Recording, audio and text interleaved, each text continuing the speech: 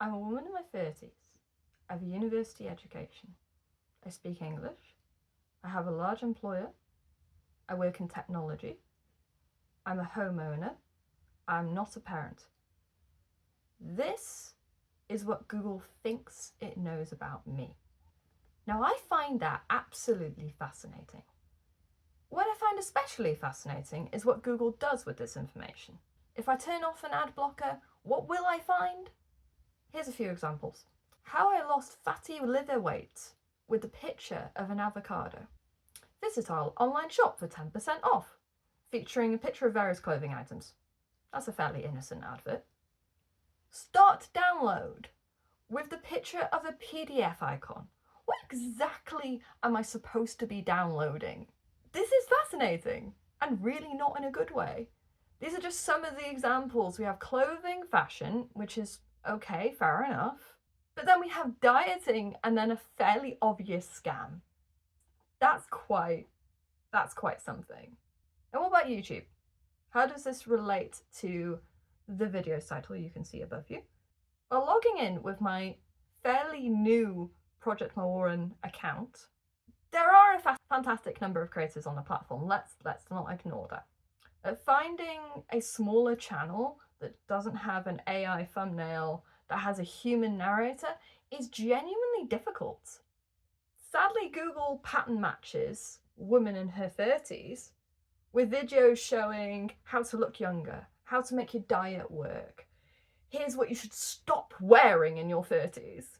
Whether intentionally or unintentionally, YouTube is pushing a certain narrative onto women past their 20s. And that narrative is be invisible, look younger, change what you are to please other people.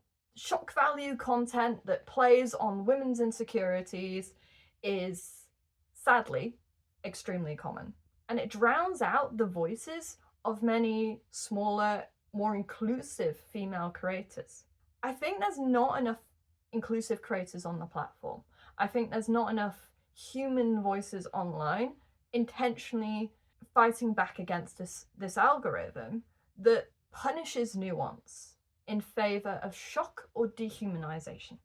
I think it's increasingly difficult to find creators who aren't using AI thumbnails, who aren't pushing some fake course or intentionally creating rage bait in an ever more aggressive fight to be relevant, to stay relevant in an algorithm that rewards only angry comments and not real human engagement.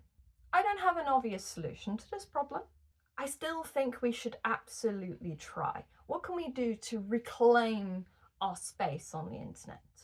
We don't have a nice, clean solution to this problem, but I think we should try. I believe that more human creators should start a vlog. I think that the more of us should be on the platform, and I think it's so important that we maintain the human voices on the internet. I also think that to make it easier to find each other, we could try something that has been done since the time of Netscape. We could try a Webring. A Webring is simply a set of links. It's nothing more complicated than that. In the olden days, the websites would all link to each other, and a person could surf across the internet without really the need of a search engine or an algorithm. So here's how I intend to build a Webring on YouTube. At the end of each video, I will talk about a creator and why I enjoy their work. I will link every channel I mention in the Webring in the description. And if you're inspired to start a vlog because of my video, then you could do the same thing. And then over time, maybe we will bridge the gap left behind. Today's creator I'd like to link is Understack. Their YouTube channel is quite new, less than 100 views.